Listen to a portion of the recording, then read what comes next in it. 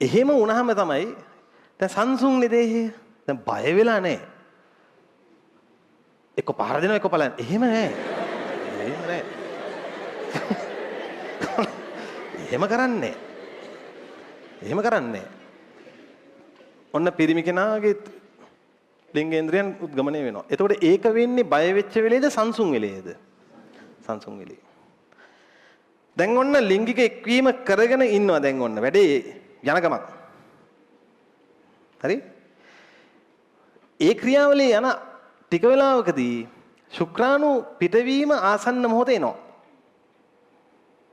ඒ වෙලාවේදී පිරිමි කෙනාගේ සක්‍රිය බව උපරිමයි. ආන්හිනා යනවා එකෙක්ට අර අන්න එහෙම මම මේ අල්ල ගන්නවා හිටියේ එකෙක්. අල්ල ගන්නවා මං හිටියේ. හරි? එතකොට උට ඉවසගෙන ඉන්න බැරිනවා.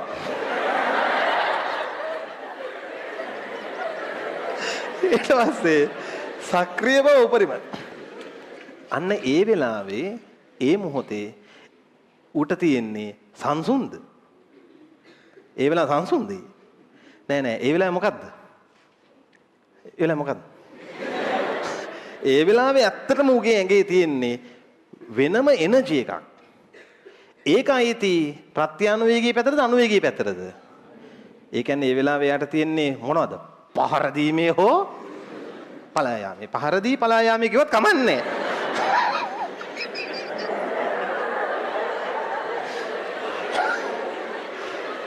තේරෙනවද? ඒක කාන්තාවට ඉන්නේ මේ පිරිමියා ගැනයි කියන්නේ. කාන්තාවට ඒකන්නේ කාන්තාව ප්‍රත්‍යානුවේගීම තමයි. එයා සංසුන්. ඒකිටත් මේක ඇවිල්ලා. ඒකේ તો පහර දීමක් මොකද? මොකද? දෙන්න ගහ ගන්න. එහෙම නෙමෙයි මේ. හරි? පිරිමි කෙනාට දැන් ඇවිල්ලා තියෙන්නේ මොනවා හෝ මොනවද? පහර දීමේ හෝ පලා යාමේ වගේ ඒ කියන්නේ කොටින්ම දැන් මෙයාගේ ප්‍රත්‍යානුවේගීයකින් ටික මෙයා අනුවර්තනය වෙනවා මොකේද? අනුවේගීයකට. අනුවේගී කියලා කියන ගමන් මේ අහන්න. මේක ඇත්තට මේක හොඳ ස්ටෝරියක්. හරිද? ඒක වෙච්ච ගමන් අන්න අනුවේගී එකේ පල්ලෙහෙම තියෙන මොනවද? මොන මුදාහැරීමද? හයියෙන් ශුක්‍රාණු මුදාහැරීම. දැක්කද? පිරිමි කෙනා ලිංගික ක්‍රියාවලිය පටන් ගන්නෙ මොකෙන්ද? මේ අවයවයක් එහෙම කියන්න එපා. හරි බයයි උඹලගෙන් දෙයක් අහන්න. ලිංගික ක්‍රියාවලිය පටන් ගන්නෙ මොකෙන්ද? අනුවේගීද ප්‍රත්‍යානුවේගීද? ප්‍රත්‍යානුවේගීකින් පටන් ගත්තට ටික මෙයා එනවා මොකේද? අනුවේගී අවස්ථාවට. අවසානය මොනවා මුදාහැරීමද? ශුක්‍රාණු මුදාහැරීම. ඒකයි. හරි? ඔයාලා මන් දිහා බලන්නවත් එපා. මේක අපේ කතාවක්. ඒකෙන් පස්සේ ෂණිකව ලිංගේන්ද්‍රිය ප්‍රාණවත්ව නැතු යන්නේ. ඔළුව වනන්න එපා මාට්ටු වෙනවා. හරි? ඔළුව වනන්නද කෙලින් තියන් ඉන්න ඕන. එකෙක් කියන්න ගියා. ආයෙනම් මට කියන්න අනුවේගී එකේදී ලිංගේන්ද්‍රිය ප්‍රාණවත් වෙනවද ප්‍රාණවත් බව අහිමි වෙනවද? අන්න ඒකනේ. තේරුණාද? ඒකයි. ඉතින් මේවා ඔයාලා දැනගන්න ඕන දේවල්. හේතුව මේ පොතේ තියෙනවා. පාඩමේ තියෙනවා නම් මම මේක උගන්වන්න නැතුව මේක උගන්වන්න නැතුව මම මොනව කරලා පෙන්නන්නද? උගන්වන්න වෙනවනේ. එළියේ ඉන්න මේ මුන් කියනවා මං ගණන් ගන්නෙත් ඒකයි. මට වැඩක් නැහැ. පාඩමේ තියෙනවා. ඒතර මං ඒක ගලපලා දෙන්න ඕන.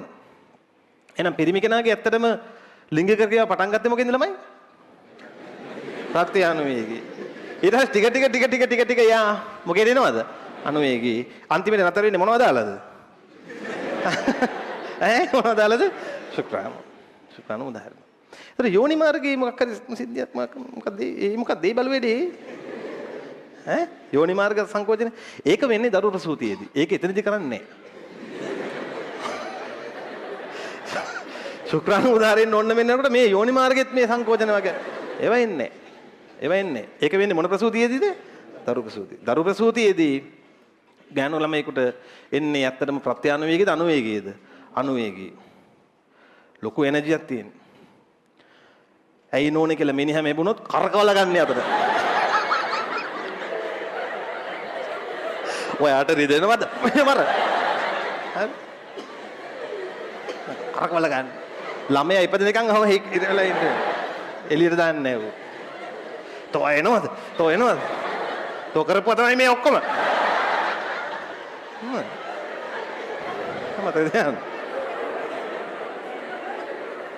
ඒ වෙලාවට පැත්ත පළහත කතා කරන්න එහෙම යන්න හොඳ නැහැ. අන්තිමට යනකයි ඔය සමහර ડોක්ටර්ස්ලාට එහෙම දැන් සමහර ડોක්ටර්ස්ලා පුෂ් කරන්න ගහනවා. කොන්න බැලෙන්න වදින්නේ. ඒ වදින එක පිරිමි දෙන්නෙක්ගෙන් කෑවා වගේ.